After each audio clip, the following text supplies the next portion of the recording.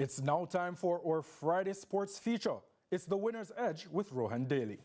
The Winner's Edge is brought to you by Mackay Security, serving the horse racing industry for over 30 years. Despite playing second fiddle to Jason Acosta over the past few years, trainer Anthony Nunes remains among the giants in the business. He has won just about everything before him and currently sits second in the trainers' standings behind Acosta. He says so far 2024 has been a bounce-back season for him after 2021. The stable was flogged out for winning 3 championships in a row. And 2022 got some health issues and dealt with them in 2023, and I think that we really bounced back nicely this year. We're very fortunate to win the Derby. We thought we'd have won more classics actually, but it just didn't pan out that way, but we won the right one. Baba Nunes, as he is affectionately called, has recognized the reality of currently living in the shadows of Da Costa, the current champion trainer, who appears nigh unstoppable. He acknowledges the strength of Da Costa, his ability to dominate. Does that mean I'm going to lie down? Absolutely not. I'm a competitor. I've always been that way. And we have always set 2025 and 2026 as a goal for us to get back to competing at the highest level on a consistent basis. Does that mean we win the championship? Well, from even when I was winning it, we're going to try. And if you do, you do.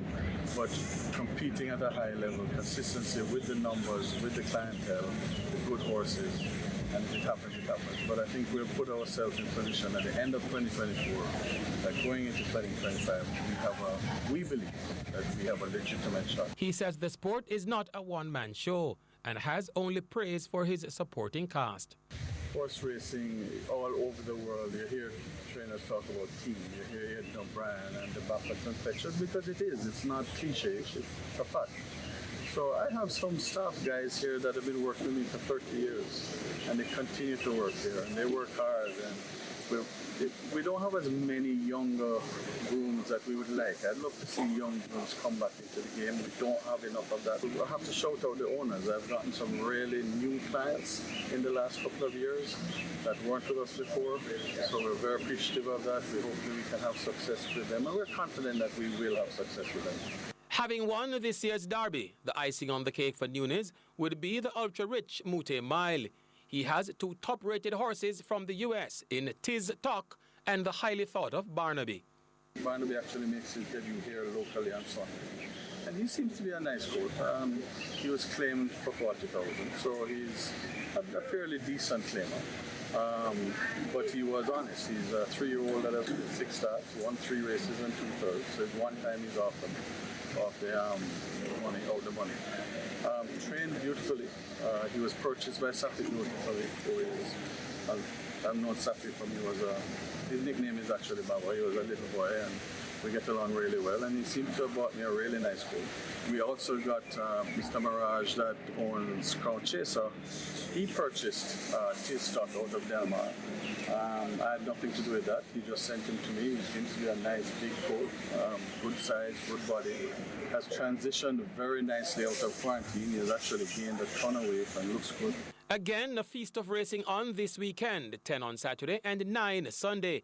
Saturday's card will be highlighted by the United Racehorse Trainers Association Trophy and non-winners of 4 events over 1,820 meters.